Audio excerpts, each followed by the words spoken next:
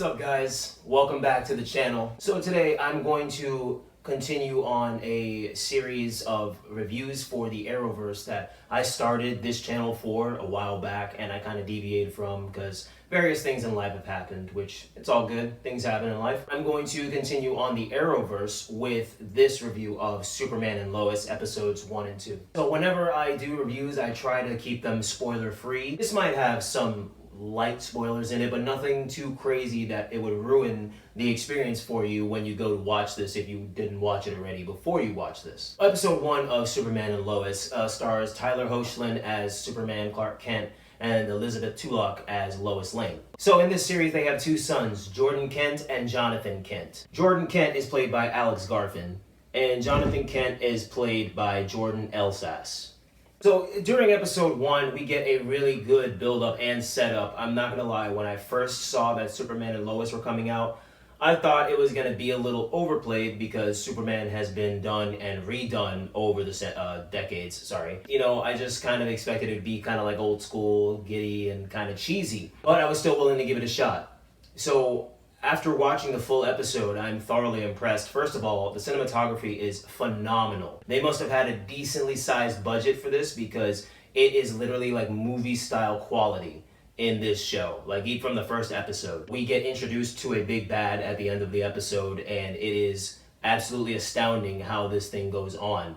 Throughout the whole episode, you think, you know in the comics, like Superman has sons and they have powers. So you're thinking, okay, so one, if not both of them, is going to have powers. How are they going to do this? And it turns out one of them indeed does have powers. And the way that it comes out is really, really well done. And I loved the direction that they have going with this series. The kids that they chose for Jonathan and Jordan literally embody Lois and Clark in the show so well. Like Jordan looks more like Lois and Jonathan looks more like Clark. It's crazy. It's crazy how they found like the perfect matches for these people, but I guess that's what you do when, you're in show business. You got a job to do, right?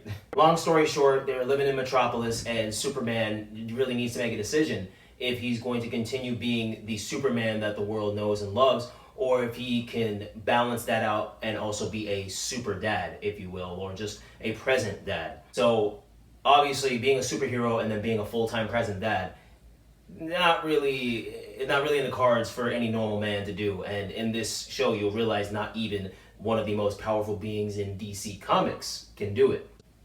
What happens? You'll see as the show goes on. Obviously, if you are a Superman fan or a comic book fan, you know that Superman grew up in Smallville, or a small town where he met the Kents. So a lot of it takes place on the farm and a little bit in Metropolis. But as I said, I don't want to give too many spoilers.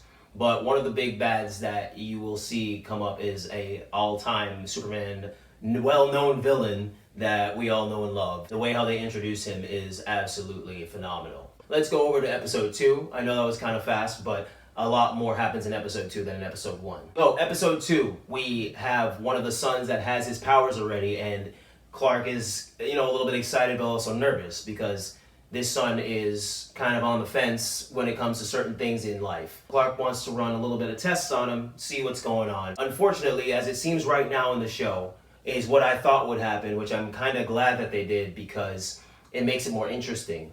As of right now, one son has powers, one son does not. At first, one son was looked on as like the popular kid and the cool kid, and now the other one has these abilities, and this one is starting to feel a little like a reject, if you will. It's very interesting to see how the tables turned, and it's interesting to see how these two are being challenged. And I really love the writing and the direction of this because the acting is really on point. And I know I'm a little bit biased. For those who know me, I'm a little bit biased when it comes to the CW shows because I have a real and deep love for the CW shows ever since I watched Arrow and Flash. Like those two really set the tone for me with CW shows. So, I will defend them to the day I die. But I'll also tell you the truth, that they're a little bit cheesy at times and a little wonky, and the writing kind of goes way left field or way right field sometimes. Overall, I love the CW Arrowverse shows. I can honestly and truly tell you, people, that Superman and Lois is something that is going to be absolutely and ridiculously strong for DC TV. Oh my goodness. The action in this thing, it literally made me feel like I was watching a movie. That's how good it is. And that's not even an exaggeration. Like, if you watch it, you can appreciate it for the cinematography of this TV show. So I will give you a slight spoiler. The fights that you will see, Superman is fighting a person that is in a robotic suit. And this person came from a planet where Superman is present, but Superman attacked his entire battalion in a black suit. So it was black suited Superman. Now, I don't know if those of you that are watching this watched the CW TV show's crossover, well, Crisis on Earth X, where Earth X is a Nazi regime world, where it's like World War II, the Germans won, but they weren't 1 times 1,000, and the whole world is ruled by a Nazi regime. That's kind of the vibe I get a little bit, because it's black suited Superman and it seems very dark, and so obviously it's in a different world, an alternate universe in the multiverse. So right off the bat from episode 2, we get the multiversal travel in Superman and Lois. So I'm very, very excited to see the direction of this. And I know that was like a pretty decent spoiler, but I really didn't give you any names as to who the villain is, what exactly happens, where they came from. All you know is you get to see regular Superman and you will see black suited Superman. That's the only real big spoilers I'll give you.